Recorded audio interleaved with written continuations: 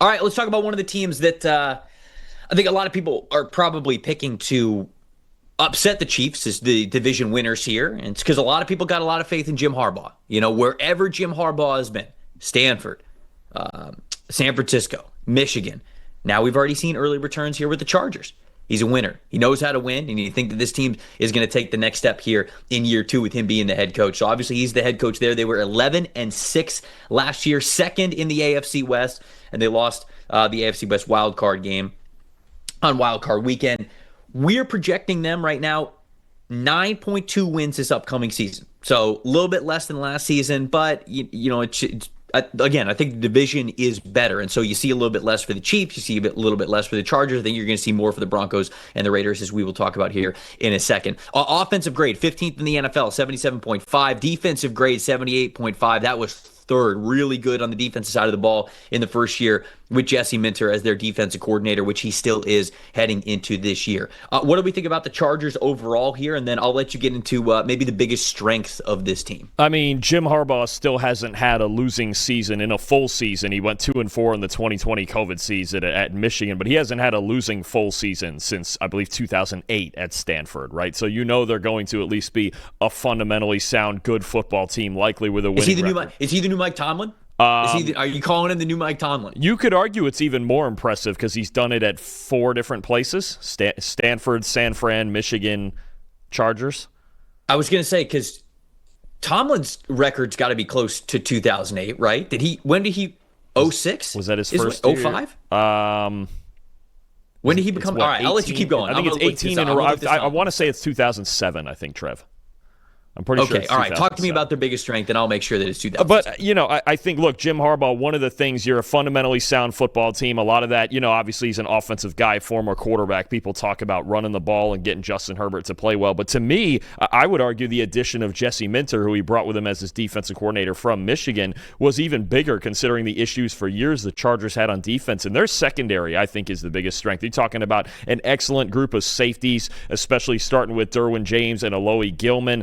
Last year, they found some gems outside at corner and Tarheeb Still and Cam Hart. This is a team that in all these zone defenses that Jesse Minter uses, the big goal was to not give up explosive plays. They had the 3rd lowest explosive pass rate allowed. That's pass plays of 15 or more yards last season. They kept everything in front of them. They tackled really well. The safeties and this secondary really keep the top, the umbrella on this defense, while the front 7 works to stop the run, and you've got edge rushers like Khalil Mack obviously getting the job done in the pass rush. But I think that's the foundation of this team for me, or at least this defense for me, is this secondary and their ability to just not give up big plays. And obviously that starts with Derwin James, second in actually their safety unit, I should say, second in the league in PFF grade last year behind the Detroit Lions. Obviously, again, that starts with a superstar in Derwin James, who had his best year in a while. But I think, to me, that's really the thing that makes them go and keeps them in those close ball games first, is their secondary just does not give up big plays, and they keep them in every game that they play in.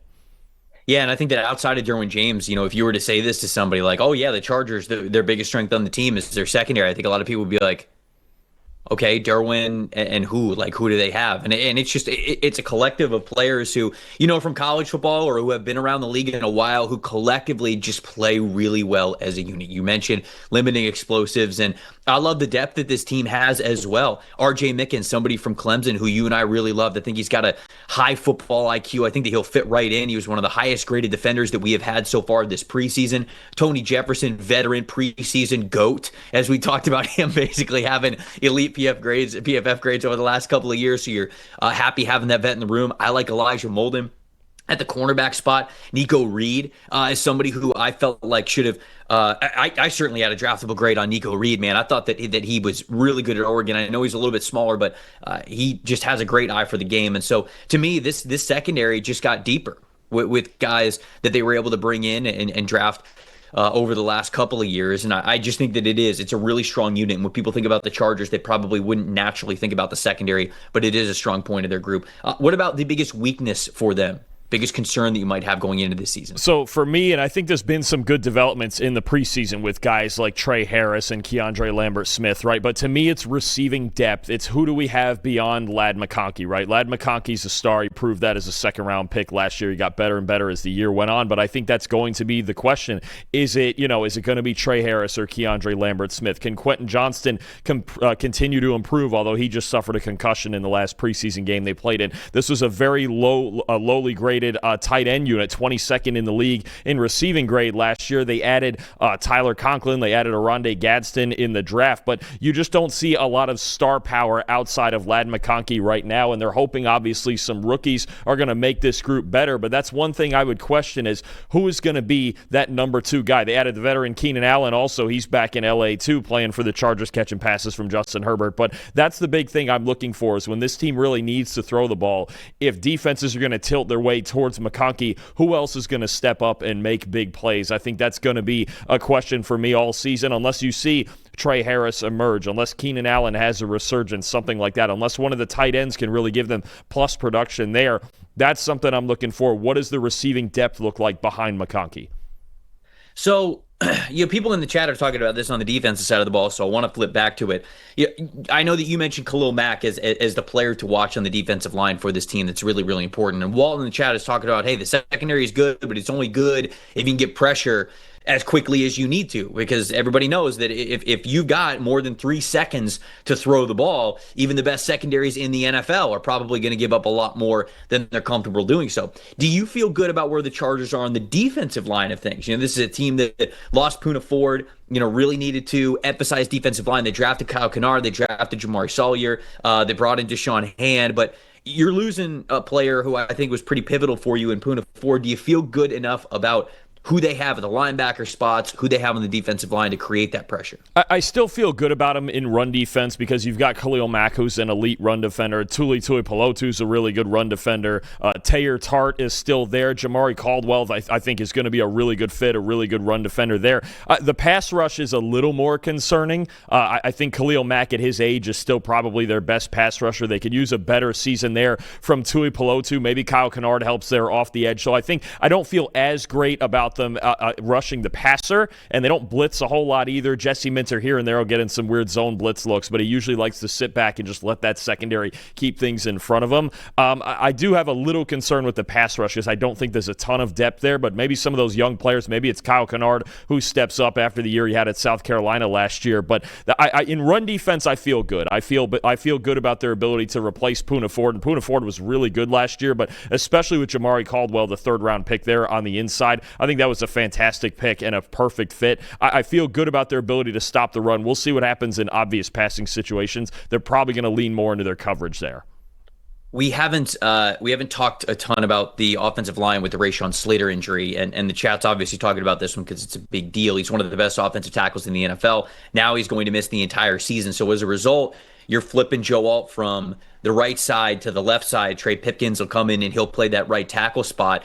I think all of a sudden, Mekhi Becton and how he performs now matters a lot for this team, right? Because Mekhi Becton looked good last year, but there's a difference when, you're playing next to Lane Johnson, right? And just a star-studded Eagles offensive line. And now he's really going to have to step up, especially with Alt moving to the opposite side of the line of scrimmage. I mean, before it was like, okay, he's playing next to Joe Alt. You feel pretty good about that and that chemistry and what Alt can be. But now with Alt flipping to the other side, I mean, Trey Pipkins, he's been fine at points throughout his career. Didn't have great PFF grades last season, 58.6 overall blocking grade for him. And so it's just that all of a sudden that Mekhi Becton spot ultimately becomes really, really important now for you because he has to show up and be the best version of himself in the NFL for this team, given how much that means to the offensive line now. So I'm a little bit worried about the offensive line, certainly with anytime you lose a guy like Rashawn Slater. I guess I should say more than a little bit worried because of how talented he is. But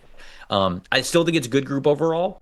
they will need Mekhi Becton to step up, in my opinion. Yeah, I agree. I think especially in the run game, to be honest with you, we've seen Pipkins at times in the past at least be an average pass protector, but he's never really been a great run blocker. Becton needs to help out between the tackles in the run game. And I think the good news out of all of this is that even with the Slater injury, you feel the best about Joe Alt moving to the left side where he was the best left tackle in college football at Notre Dame. It's really, I don't think it's going to be a huge issue there on that left side.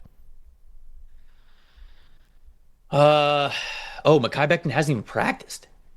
Oh, Jim Harbaugh says he'll be ready when he's ready. Interesting. Yeah, that's not good either. Okay, so now there's uncertainty with Mekhi Becton as well. I didn't even realize that he wasn't practicing. Okay, now I'm kind of worried. Now I'm definitely worried. there were already questions on the interior with a Bradley Bozeman, with a Zion Johnson. Not good. It's not good. Losing Slater, he was the second highest graded tackle in football last year. It's the one, if I was picking out an injury or two other than Justin Herbert that they just could not have, Rashawn Slater might be number one on that list, honestly. I think it's going to hurt him for as much as this team is trying to run the ball, and they got Amari and Hampton, they got Najee Harris to try to run the ball even better than last year. You lose Slater, and I don't want to say that goes out the window, but it gets a whole lot harder without him. Let's talk about Justin Herbert before we finish with the best bet for the team. 91.2 passing grade last season for Justin Herbert. Really good stuff from him. 95.9 passing grade on 10-yard throws or more. That was third best in the NFL. So obviously this is to do with a cannon of an arm. He wants to push it deep down the field. You talk about receiver depth being something that you're worried about.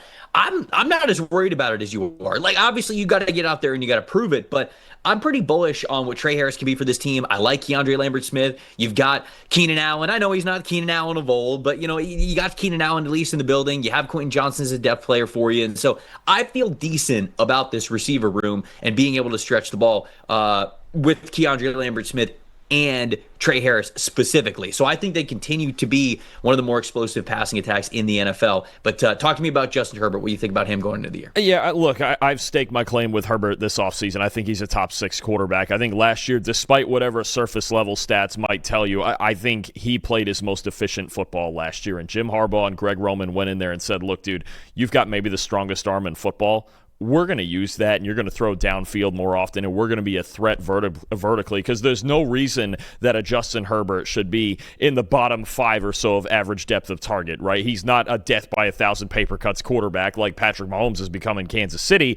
Justin Herbert's going to wing the ball downfield. Like you mentioned, third best passing grade on 10-plus yard throws last year, set career highs in passing yards per attempt and big-time throw rate. I just think when you look at the emphasis that they had, especially after the first few weeks when he was figuring out the system of working the ball downfield to set everything else up to complement the run game, he's perfectly capable of making any throw that you ask him to. I think it was a perfect fit getting Jim Harbaugh paired with Justin Herbert. They're going to throw the ball vertically. Again, they're getting him more vertical receivers like you mentioned. I think his best football is still in front of him, and he played fantastic football last year. To me, a top 6 quarterback in the league. You obviously have the top 4 guys that everybody always talks about. The next 2 are some order for me of Justin Herbert and Jaden Daniels. I just think people getting into all these arguments about Herbert, about him not being a top 10 or 12 guy, or he lets him down in the playoffs. Look, he's been in the playoffs twice. His team blew a 27-0 lead against the Jaguars. And last year, honestly, the Texans with their pass defense, that's probably just the worst possible matchup they could play. Was he good in the playoff game? No, he wasn't. He made a couple of bad decisions, but I'm not going to disregard a spectacular season he just had because of one game against a top 5 pass defense in the NFL when he really only had one legitimate receiver in McConkey to play with in that game. So Herbert, to me, if you don't want to call him an elite guy, he's something close to it, and I think he's only going to get better in this system. Ben Lindsay's best bet has to do with Omari and Hampton, so that's the last talking point that we were going to have, so it fits in pretty nicely here.